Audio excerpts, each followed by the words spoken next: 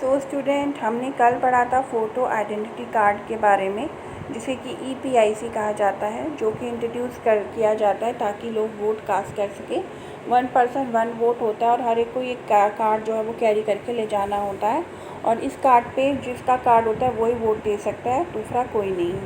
So next is Parthiv said that means in a democratic election people should have a real choice. तो यानी कि इसका मतलब है कि एक डेमोक्रेटिक इलेक्शन यानी एक डेमोक्रेटिक कंट्री के इलेक्शन में लोगों के पास रियल चॉइस होती है कि वो किसको वोट दें।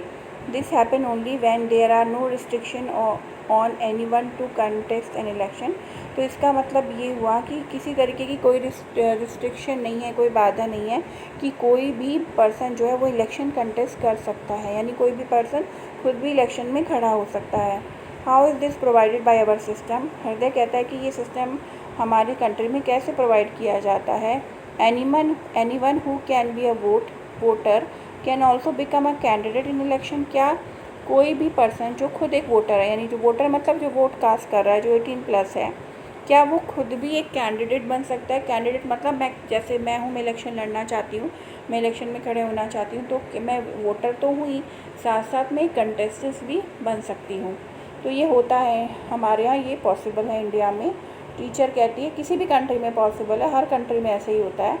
टीचर कहती है yes, the only difference is that in order to be a candidate the minimum age is 25 years. Teachers कहती है कि हाँ ये हो सकता है, लेकिन सिर्फ एक डिफरेंस क्या है, जो अगर मुझे किसी इलेक्शन में खड़ा होना है और मैं पॉलिटिक्स में आना चाहती हूँ, तो मेरे लिए क्या है, वोटर के लिए तो 18 ईयर्स है, मेरे लिए क्या है, मेरी मिनिमम एज होनी चाहिए 25 ईयर्स, यानी 25 या 25 से ज़्यादा होना चाहिए।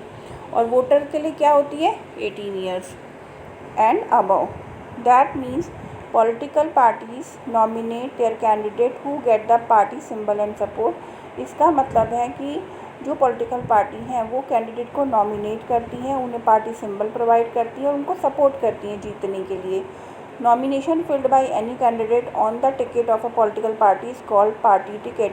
किसी भी इलेक्शन में खड़ा होने के लिए मेरे पास एक पार्टी होनी चाहिए, तो वो नॉमिनेशन जो कैंडिडेट जिस पॉलिटिकल पार्टी से अपना करता है, उस पॉलिटिकल पार्टी के उस टिकट को कहा जाता है पार्टी टिकट। जैसे मैं हूँ, मैं बीजेपी में जाके इलेक्शन लड़ना चाहती हूँ, तो मुझे पार्टी टिकट मिलेगा। Every person who wish to contest an election has to fill a nomination form.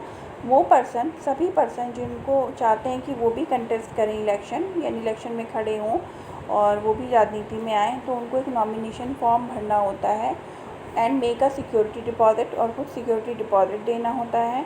And every candidate has to make a legal declaration giving full detail live. और एक लीगल पेपर होता है, legal declaration होता है, जिसमें कुछ details होती हैं। क्या क्या होती हैं? फर्स्ट क्या है, serious criminal cases pending against the candidate if any. अगर किसी के पर्सन के कोई सीरियस क्रिमिनल केस चल रहे हैं या पेंडिंग में हैं, तो उसका पूरा डिटेल देना पड़ेगा। Detail of asset and liability of the candidate की क्या क्या लाइबिलिटी हैं, क्या क्या उसके पास चीज़ें हैं, प्रॉपर्टी है, इनकम है, उस सब का डिटेल देना होगा। Education qualification of the candidate, और कैंडिडेट की एजुकेशन क्वालिफिकेशन देनी होगी। This information has to be made public. ये इंफॉर्मेशन पब्लिकली इन्फॉर्म किया जाता है।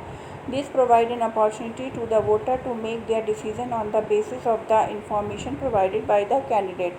और इससे जो है वोटर्स को भी पता चलता है कैंडिडेट के बारे में, और वो भी अपना डिसीज़न उस कैंडिडेट के लिए लेते हैं कि उसे वोट दें या ना दें। तो आज के लिए इतना ही।